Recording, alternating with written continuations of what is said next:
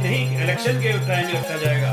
पूरे 5 साल के पीरियड में सड़कें शीशे की तरह चमकती रहेंगी। ये हमारा अपना एजेंडा है। देखिए, मैं 5 बिरादरी की बात नहीं कर रहा, मैं संपूर्ण 36 बिरादरी का नेता हूं, क्योंकि भाजपा में रहा हूं तो 36 बिरादरी के साथ मैं जुड़ा हुआ हूं। ये फाइट ये कि हम अपने बेटे दिनेश जांगड़ को मेयर के लिए फील्ड में उतारें। विश्वकर्मा समाज सबसे ज्यादा आता है, सबसे बड़ी भूमिका अदा करता है, सबसे बढ़िया संख्या बल बने, ईमानदार बने, व्यावहारिक बने और फरीदाबाद की सुध ले। फरीदाबाद में मेयर के चुनावों को लेकर सुगबुगाहट शुरू हो गई है। ओबीसी सीट होने के कारण रतनलाल शर्मा विश्वकर्मा, जो कि जांगड़ समाज से आते हैं, उनकी गिनती बीजेपी के पुराने कद्दावर नेताओं में होती है। वहीं उनका कई सामाजिक संस्थाओं से भी जुड़ाव है। रतनलाल शर्मा विश्वकर्मा का दावा है कि उन्हें 36 बिरादरी का आशीर्वाद प्राप्त है और इसलिए वे अपने बेटे दिनेश जांगड़ को मेयर पद के लिए खड़ा करेंगे। आइए जानते हैं मेयर चुनाव को लेकर उनके दावों में कितना है दम। मेयर का इलेक्शन डायरेक्टर जी, और वो भी है तो ओबीसी का है जी। हम विश्वकर्मा समाज से ताल्लुक़ रखते हैं जी। मैं अखिल भारतीय श्री विश्वकर्मा महासंगठन का राष्ट्रीय अध्यक्ष भी हूँ और पूरे विश्वकर्मा समाज के साथ जुड़ा हुआ हूँ। और ओबीसी समाज में विश्वकर्मा समाज सबसे ज़्यादा आता है, सबसे बड़ी भूमिका अदा करता है, सबसे बढ़िया संख्या बल है। और हमें भाजपा में अभी 30 से 35 साल हो चुके हैं जी। राजनीति को अच्छी तरह हम समझते हैं और हम चाहते हैं कि मेयर साफ सुथरा बने, ईमानदार बने, व्यावहारिक बने और फरीदाबाद की सुध ले। फरीदाबाद जो कहते हैं स्मार्ट सिटी है, वो सही मायने में स्मार्ट सिटी बने। वो तभी बनेगा जब मेयर की सीट के ऊपर समझदार आदमी बनेगा, क्योंकि मौका कभी कभी मिलता है। आज हमें मौका इसलिए मिल रहा है कि ओबीसी के अंदर यहाँ पर कोई खास कैंडिडेट खड़े नहीं होंगे। हमें उम्मीद है कि हम इस बार इलेक्शन जीतेंगे। जांगड़ समाज को एकाएक जो है अपनी कमी क्यों महसूस होने लगी? पहले तो जांगड़ समाज की बात नहीं है, आप सिर्फ जांगड़ समाज को मत जोड़िए। क्योंकि भाजपा में रहा हूँ तो 36 बिरादरी के साथ मैं जुड़ा हुआ हूँ। ये फाइट ये इलेक्शन मैं अपने बेटे दिनेश जांगड़ से करवा रहा हूँ। वो रोटरी क्लब से जुड़े हुए हैं, अगले आने वाले साल में रोटरी क्लब के अध्यक्ष भी होंगे और पूरे समाज सेवा में लगे हुए हैं। साफ सुथरा बिजनेस करते हैं, व्यापारी हैं, लोगों के साथ प्यार मोहब्बत रहते हैं, पढ़े लिखे हैं। इसलिए हमारा अपना विचार ये बना है कि हम अपने बेटे दिनेश जांगड़ को मेयर के लिए फील्ड में उतारें। लोग चाहते हैं कि इस बार ओबीसी का और आम आदमी का कैंडिडेट बने और जीते। मतलब हर बार जो फरीदाबाद का वर्चस्व है वो गुजरों के पास रहता था, उसका मिथिक तोड़ना चाह रहे हैं या आप चाह रहे हैं कि और भी समाज के लोग आएं?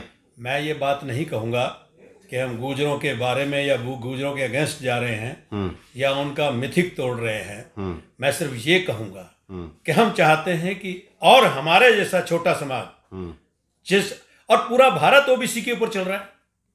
फरीदाबाद में खाली गुजरी ओबीसी नहीं है, यादव भी है, विश्वकर्मा भी हैं, सैनी भी हैं। ये दूसरे लोग मेरे से जुड़ना चाहते हैं और ये चाहते हैं कि अब इस बार हम लोग सारे एक होकर इस बार इलेक्शन फाइट करें। ओबीसी के नाते हमको भाजपा की टिकट दे, हम भाजपा की टिकट मांगने के लिए खड़े हुए हैं।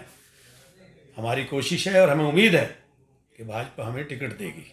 कोर्ट में मामला चला गया है, अभी काफ़ी लग रहा है कि चर्चाओं के केंद्र है कि लंबा पीरियड चल सकता है अभी मेयर के चुनाव, नगर निगम चुनाव को। उसको आप कैसे तरह से देखिए? वो तो फिर सरकारी गवर्नमेंट या कोर्ट मैटर है, इसमें मैं क्या कर सकता हूँ। नहीं तो आपको नहीं लगता कि चुनाव जो है वो सही टाइम पर होना चाहिए?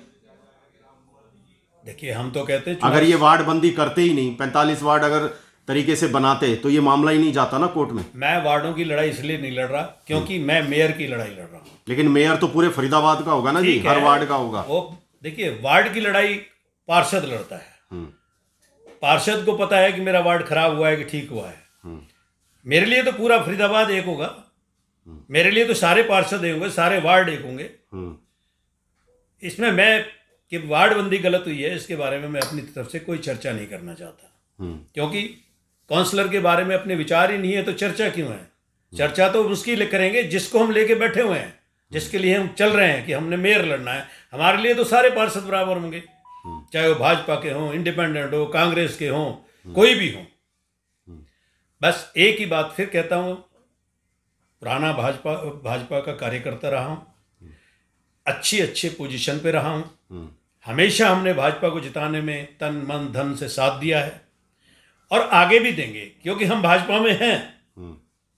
तो इसलिए मैं फिर भाजपा को कहता हूँ, भाजपा के सिरपरियों से कहता हूँ, जो बड़े बैठे हुए हैं उनसे कहता हूँ कि इस बार टिकट हमें दें और हमें भी शहर की जनता की सेवा करने का मौका। आपको अगर मौका दिया और जनता ने आपको प्यार मोहब्बत दिया तो क्या आपका एजेंडा रहेगा फरीदाबाद को संवारने के लिए? इतना बड़ा परिवर्तन जो शायद कोई सोच भी नहीं सकता।